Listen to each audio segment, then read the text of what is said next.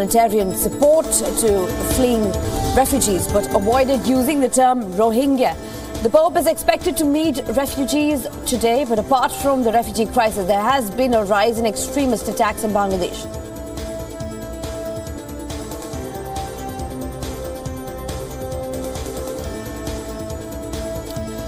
Catholics in the country make up about 2% of the population there.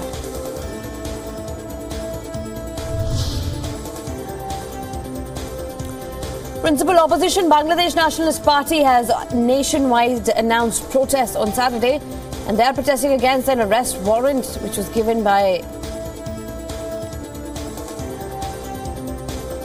for the chairperson Khalida Zia in connection with the graft cases. The BNP has called the arrest warrant a conspiracy by Prime Minister Sheikh Hasina's ruling Bangladeshi Awami League Party. The announcement to hold protests came hours after issuance of the arrest warrant against Khalida Zia.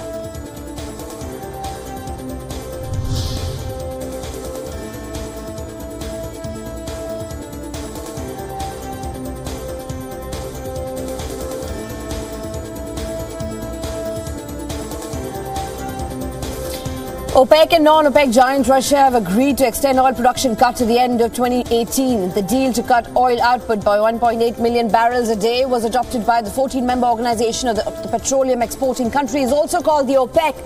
Russia and 9 other global producers. Earlier, the agreement was due in March next year, but now it will commence from January and last till December 2018 and will be reviewed when the OPEC and non-OPEC countries meet in June.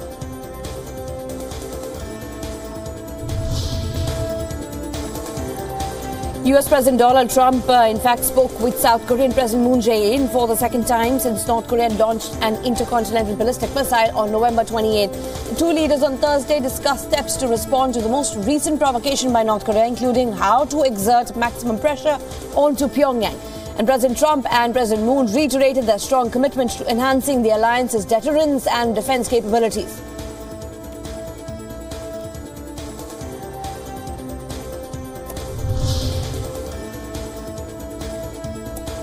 A special panel met in Japan today to discuss Japanese Emperor Akito's abdication date. Now, Akito, who turns 84 on December 23rd, will step down on April 30th, 2019. Japan's emperor is defined in the post-war constitution as a symbol of the state, and has no political power. This is the first case of the throne abdication by Japanese monarch in about 2 centuries.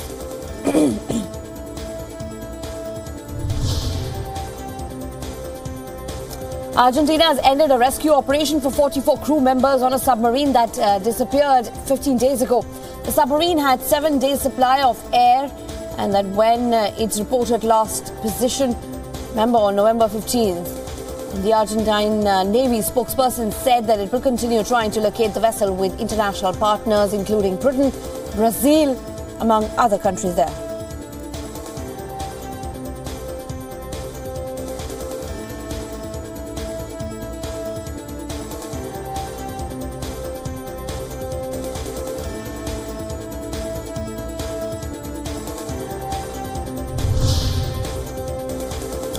A consumer activist group has filed lawsuit accusing Google of illegally collecting data on more than 5 million British iPhone users.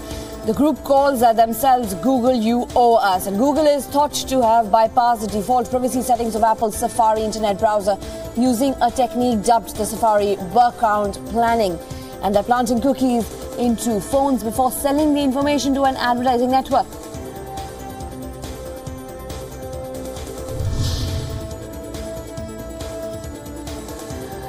US President Donald Trump and his First Lady Melania Trump took part in their first national Christmas tree lighting ceremony in Washington, D.C. on Thursday evening. And Trump led a crowd in President's Park on the Ellipse. And a countdown before First Lady Melania Trump hit the button to light the tree.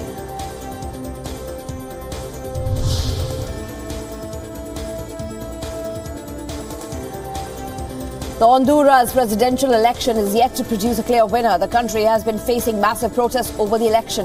The vote counting stretched into its 4th day on Thursday. Both the contenders have announced themselves as winners. International concern grew over the situation in Honduras And one of the 4 magistrates on the Honduran Election Tribunal also flagged and serious doubts, it said, about the forces it produces on Thursday, and has suggested getting an external auditor to review the results.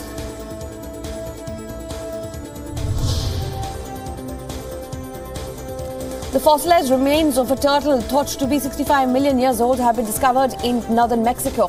The turtle fossil, dubbed as Yelmo, and in fact was one of the smallest animals to have roamed this ancient area. It's just measuring around 4 inches.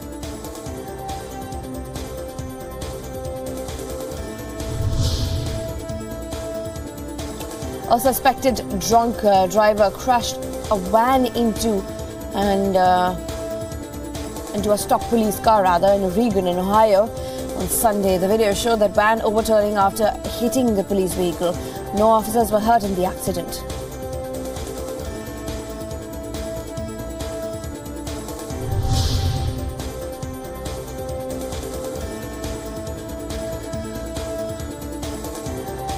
In India now, former US President Barack Obama will address a town hall in Delhi today. Obama, who arrived on Thursday in India, is likely to meet Prime Minister Narendra Modi at the town hall, the former US president in his first visit to India after demitting office in January.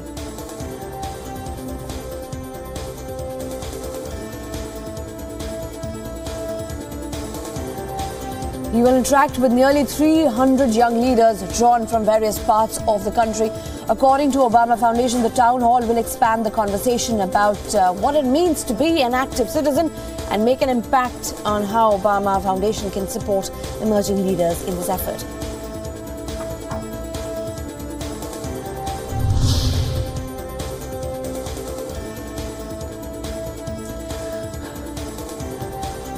The Indian Meteorological Department has said that the deep depression which had formed in the Bay of Bengal near Kanyakumari district in Tamil Nadu bordering Kerala has now intensified into a cyclonic storm named Oki. The IMD predicted that the cyclone can turn severe for districts in Kerala and southern Tamil Nadu in the next 24 hours, but it is not expected to make landfall in Tamil Nadu. Chennai can expect moderate and intermittent spells of rain. Now, Oki would remain as a severe cyclonic storm out of the east central Arabian Sea till early morning on Sunday, but it could weaken its approaches to the coast.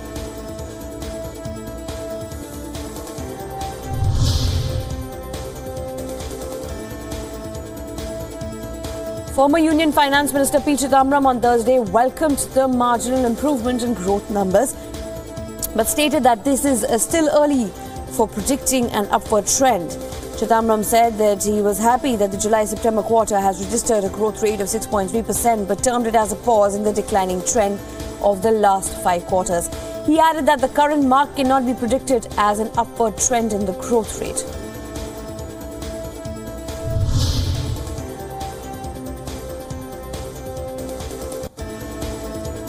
A day after a controversy broke out over his religion, Congress Vice President Rahul Gandhi on Thursday said that he and his family members were devotees of Lord Shiva, but asserted that he did not want to use his religion for political gains.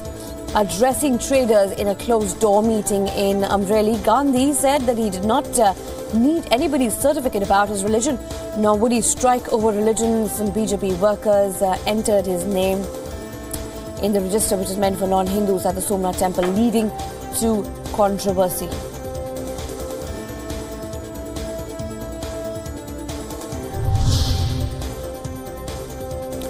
Prime Minister Narendra Modi will visit Gujarat again on 3rd-4th December for campaigning. On December 3rd, he would address campaign rallies in Bharuch in South Gujarat and Surendranagar and Rajkot in Saurashtra. Modi will also visit Ahmedabad in the evening to attend a function. On December 4th, Modi will also address poll rallies at 4 places, starting from Dharampur in Valsad, followed by Bhavnanagar, Junagadh and Jamnanagar in Saurashtra. The polling for 182-member Gujarat Assembly will take place on December 9th and 14th, and the votes will be counted on December 18th.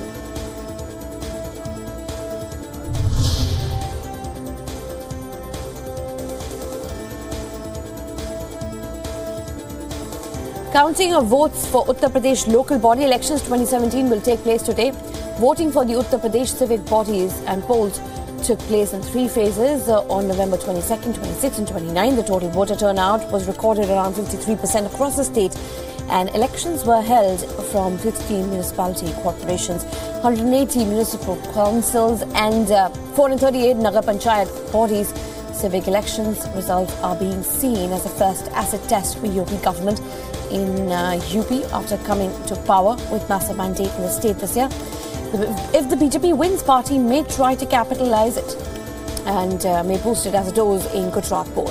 Now, for the first time in civic polls in UP, the winners will get an SMS informing them about their victory on their seat.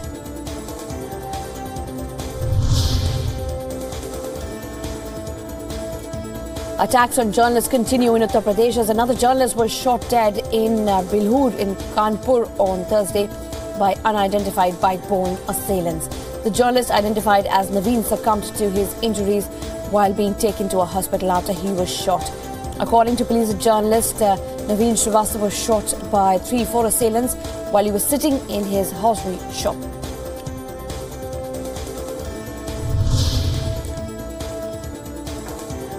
The National Crime Records Bureau on Thursday released 2016 crime data.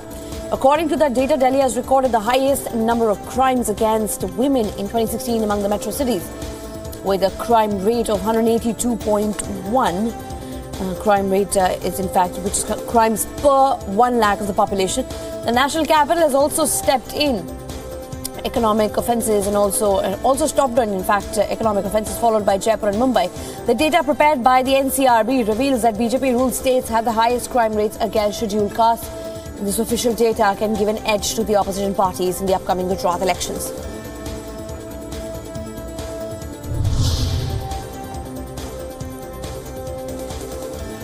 Padmavati director Sanjalila Bansali on Thursday faced a barrage of questions from a parliamentary panel which asked him if the selective media screening of his film was aimed at influencing the CBFC. Bansali appeared before the Parliamentary Standing Committee on Information Technology to share his views on the controversy surrounding the film. Censor Board Chief Prasoon Joshi told another parliamentary panel that the decision on the film would be taken after showing it to experts.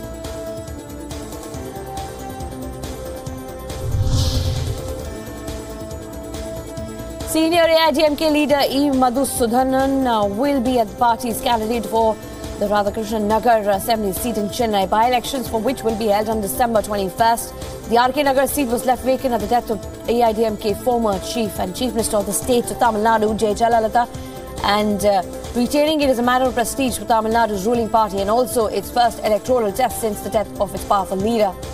Madhusudanan will file nomination today at 1 p.m.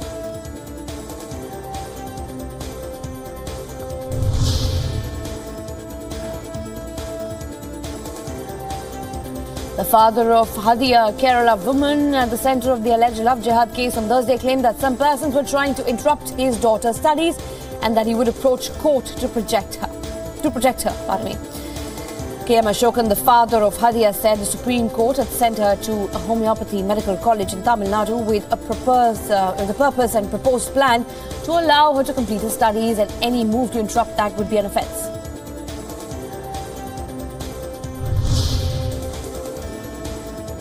Given the possible national and international ramifications of the conspiracy behind the targeted killings in the northern Indian state of Punjab, the state government has decided to hand over the investigations of 7 cases to the National Investigation Agency.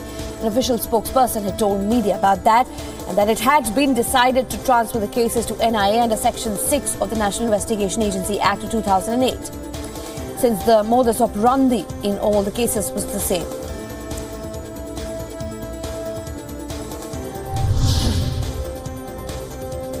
India's leading educational institutes such as Symbiosis, Manipal and Delhi could lose their deemed to be status if they fail to drop the World University from their titles. The notification has been released by University Grants Commission in India.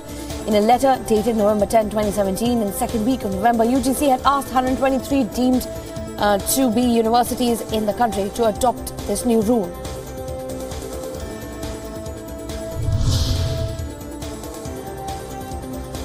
With the memories of last year's Brigade Road chaos and New Year's Eve still afresh, authorities in Bengaluru are not taking any chances this time around.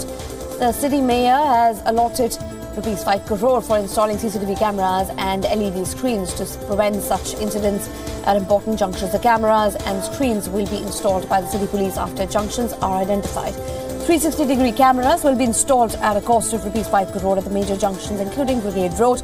One monitor will be set up at every local station and another will be at the municipality office.